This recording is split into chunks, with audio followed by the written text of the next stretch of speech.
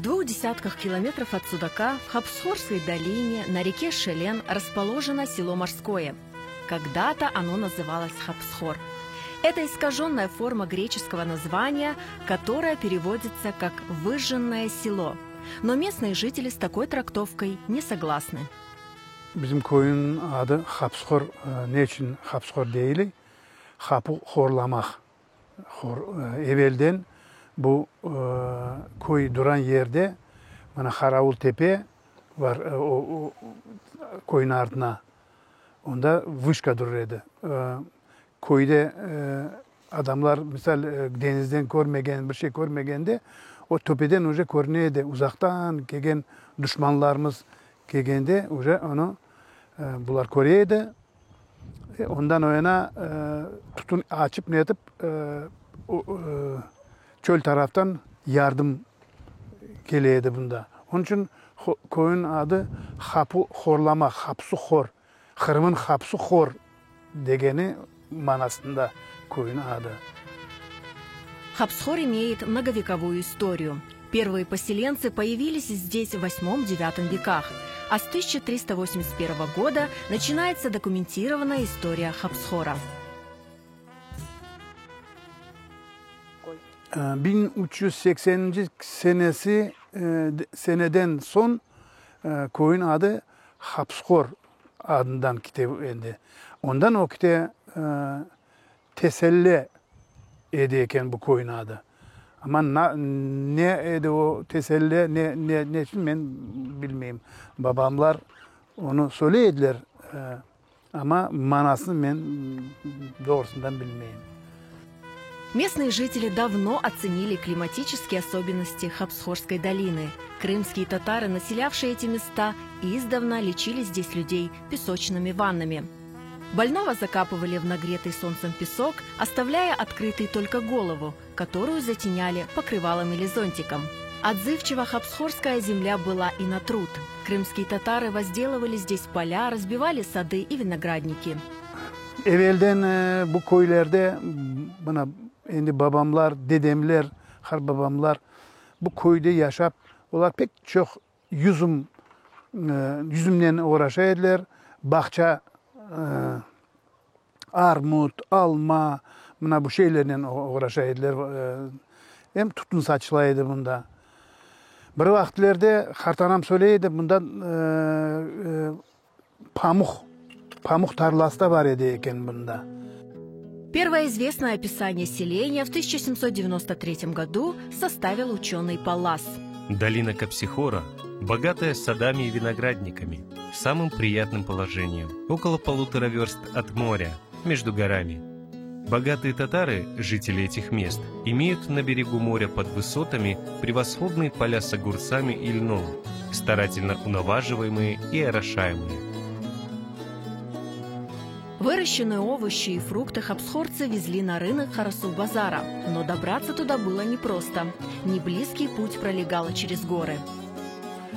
Evvelden pek çok çekişir edilir halklar. Bundan tarpiciklerine yükleyip, yüzüm kurusunu, alma kurusunu yükleyip omuzlarına yayan gidip çöl taraflara, buğdaya avuşturup gelip öyle yaşaydılar halklar. No, Hapsxor. Başka köye göçüp gitmeydi. Herkes kendi koyunu seviyordu. İlk koydan bütün işini koyda bitiriydi. В начале XIX века Хапсхор был исключительно крымско-татарским. В селе было всего 6 десятков дворов, но путешественники отмечали его красоту и достаток. Деревня, расположенная в 2 верстах от моря, очень велика, хорошо построена и одна из самых красивых на побережье. Мечеть, строительство которой завершается, укрепляет мнение въезжающих в селение о достатке местных жителей.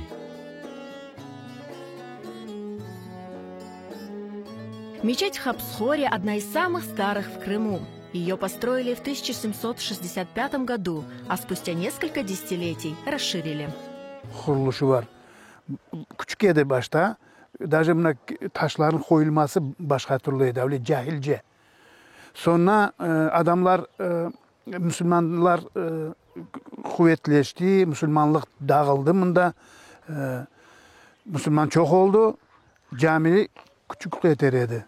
Onun için onu son koştular camiye, balaban yaptılar camiyi. Koyun halkı her vakit mahtana edi koydan. Yani mektep kurulgan edi, koyda dürbe var edi, kopkeler var edi. Крымско-татарская история села прервалась в 1944 году. Началось обезличивание карты Крыма. 21 августа 1945 года Хапсхор стал морским. До депортации в селе проживало несколько сотен семей крымских татар. Через полгода после выселения коренных жителей в их дома заселили колхозников из Ставрополя и Кубани. Сегодня эту часть Хапсхора называют Старой. Eski Hapsxor o evvelden kalgan bizim baba dedelerimizin evcikleri çoksunu yıktılar. Çoksu var. Babam aytaydı. Bizim topraklarımız dipte, bu bahçalar dipte, evler tepede. Yani şimdi bahçaların içine kurmadığınız ev degende ya ne yaşayacak halk? Hepsi bahçe bakıp, yüzün bakıp kendi korantasını bakaydı. Onun için oba tepelere evlerini kurup bahçalara tiymeyediler. Bir sacın toprağını tiymeyediler. Pladaro diye deyen gibi. Şimdi var, evler var. Yani 90. senesi bizim halk kegende zahvat edi o vakit. Bu dip tarafından verildi toprak. Yüzümlerin içinden bize halk. Onun için eski koyun yanı koy deyip laf ettiğimiz.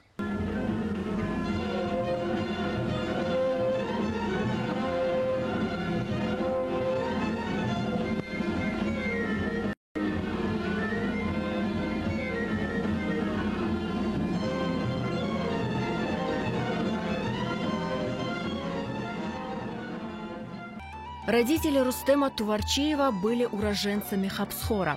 В ссылке в далеком Узбекистане мечта вернуться в родную деревню давала им силы жить. И они вернулись. После возвращения не могли насмотреться на родные места, надышаться воздухом родного края.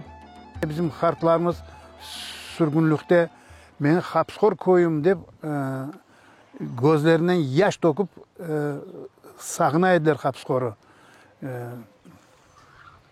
Gelip çıkmağın soylar çok, çet tarafta çok su ölüp gitti. Hapsxor deyip. Gelip olmadılar çok su.